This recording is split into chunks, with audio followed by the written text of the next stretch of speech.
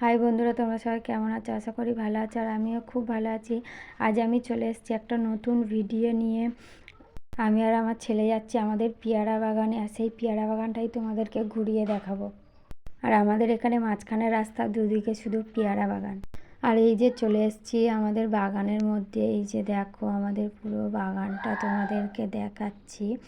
এখন যেহেতু পেয়ারার সিজন নয়, মানে ফুলগুটি গাছে কিছুই দেখা যাবে না, খুব কম।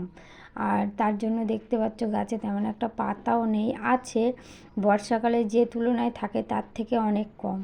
আর ফুলগুটি থাকতে গেলে খুব কম, মানে না থাকার মতো। আর এই সাইডটা দেখছো, এই সাইডটা হচ্ছে অন্য লোকের বাগান, আর এই দিকে যে সবুজ হয়ে আছে ওইটা হচ্ছে আমাদের বাগান। এই যে আমার শাশুড়ি মা একটা পেয়ারা খুঁজে খুঁজে পেয়েছে। আর এখন পেয়ারা খেতে খুবই ভালো লাগবে, কারণ বর্ষাকালের তুলনায় এখন পেয়ারা খুব মিষ্টি। এই যে সবুজ হয়ে আছে দেখতে পাচ্ছ, এটাই হচ্ছে আমাদের বাগান। আর এর মধ্যে আছে পালং গাছ আর শশা গাছ। আর তারপরে ওই যে বড় বড় দেখতে পাচ্ছ পেয়ারা গাছ।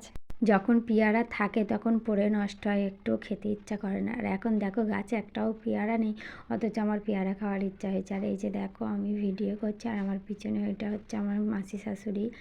আর এই যে দেখো আমাদের শশা গাছগুলো কি সুন্দর বড় বড় হয়ে গেছে। কটা দিন পর থেকে শশা হবে, আমার তো ভেবেই কি মানে আনন্দ হচ্ছিল। এই যে আমার ছেলে বলছিল চলো মা বাড়িতে যাব। আর এই যে দেখো পুরোটা সবুজ হয়ে আছে, এই পুরোটাই পালং দেয়া আছে আর শশা গাছ দেয়া আছে। আর এই যে পুরোটা সবুজ হয়ে আছে, এই পুরোটাই আমাদের। আর এই ধারে দেখতে পাচ্ছ জাল দিয়ে ঘেরা, আর এই সাইডের এই বাগানটা হলো অন্য লোকের।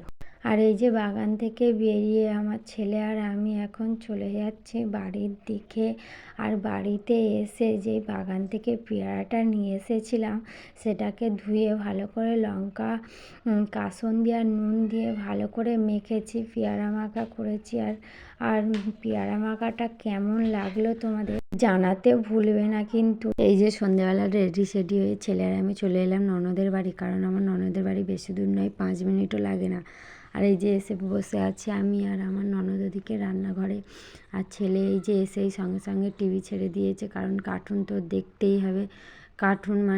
কার্টুন ছাড়া খাবে না। আর ফোন তো তেমন একটা দেখে না, টিভি দেখে একটু।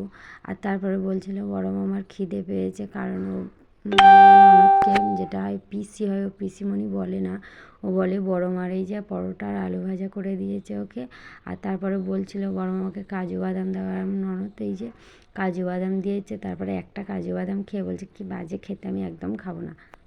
তারপরে এই যে গরম গরম মাংসের কষা নিয়ে চলে এসেছি। ভিডিওটি আমি এখানেই শেষ করছি। ভিডিওটি ভালো লাগলে লাইক কমেন্ট শেয়ার করে দেবে।